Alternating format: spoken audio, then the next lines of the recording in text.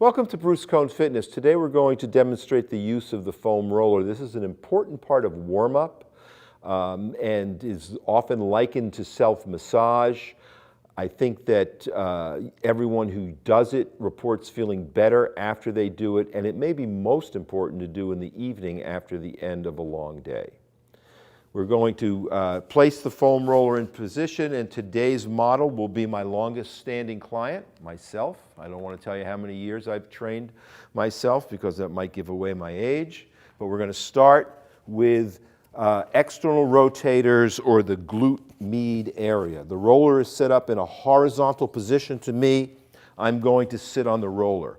If I'm crossing my left ankle over my right knee, I'm grabbing the ankle with my right hand, my opposite hand is here, and I'm simply going to roll 5 to 7 times. I'm going to demonstrate all of the movements on one side, but you can do them, you need to do them on both sides. You can do them either alternating or do all on one side and then all on the other.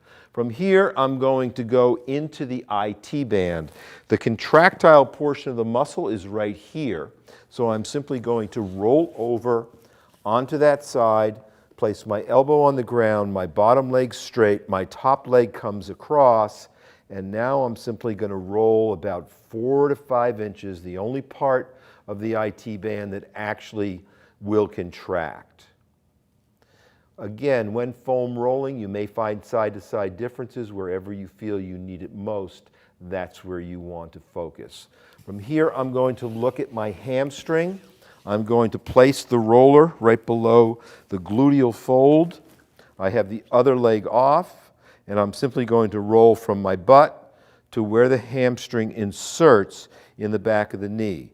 By manipulating foot position, I can feel this in different parts of the hamstring. This works more the outside, this works more the inside, and if I'm not getting a sufficient enough roll, I can put more weight on it by putting the leg on. Okay, from here, we're going to move around to the front of the body. We're going to start with the quadricep, which also runs from the hip to the insertion on the knee on the front side. Here, let me come around on the roller so you can see how I set up. I'm simply going to set the roller up right below my hip and roll from the hip to the knee. I can do the same foot position manipulation to change the portion of the quad, and I can experiment a little coming all the way up to the hip bone. I'm not really going to get into the hip flexor, but I'm going to get to one of the attachments right here. From here, I'm simply going to move to the inside portion of the thigh. The roller now has a vertical orientation to my body. I place my leg on it. Notice there's a 90-degree angle from my knee to my hip to my ankle. And I'm going to roll from the inside of the groin to the midline, and then from the midline of the muscle out to the knee. If I push up more, I get more intense rolling.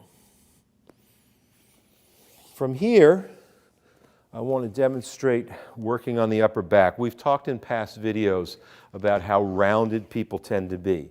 I am simply going to place the roller at the base of my shoulder blades. I'm going to raise my hips up in the air, and then I have two choices for hand position. I can just reach up. This will have the effect of spreading the shoulder blades, or I can place my hands behind my head and pull the elbows in. I'll show you this version, and here I'm rolling from the base of the shoulder blade all the way through. I usually get 5 or 6 good cracks doing this, which releases a lot of that tension from the shoulder blades being rounded. If time allows, I'll turn the roller into a vertical orientation, lie on the roller with my head on the roller, again, hands extended, and I'll roll and reach across. Roll and reach across. These rollers are fairly inexpensive. They can be ordered online.